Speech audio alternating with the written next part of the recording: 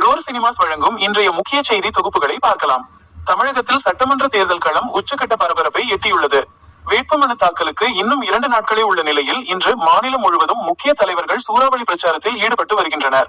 மறுபுறம் கல்வித்துறையில் மொழி விவாதம் மீண்டும் சூடுபிடித்துள்ளது. சிபிஎஸ்இ பாடத்திட்டத்தில் ஹிந்தி கட்டாயமாக்கப்படுவதாக கூறி இது மொழி திணிப்பு என முதலமைச்சர் ஸ்டாலின் கடும் கண்டனம் தெரிவித்துள்ளார்.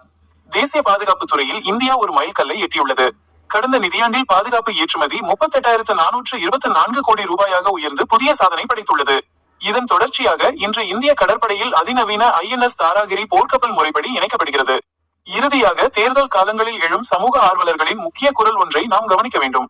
இங்கே பல இடங்களில் சாலைகள் சரியாக இல்லை, ஏழை எளிய மக்களுக்கு சொந்தமாக ஒரு வீடு இல்லை, கோடிக்கணக்கான மக்கள் வறுமையில் வாடுகிறார்கள். ஆனால் தேர்தல் வந்தவுடன் அரசியல் கட்சிகள் கோடிக்கணக்கில் வாரி இறைக்கும் செலவுகளை பார்த்தால் தலை சுற்றுகிறது. இவை அனைத்தும் ஏழை எளிய மக்களின் ரத்தம் மற்றும் வரிப்பணம் என சமூக ஆர்வலர்கள் ஆதங்கம் தெரிவித்துள்ளனர்.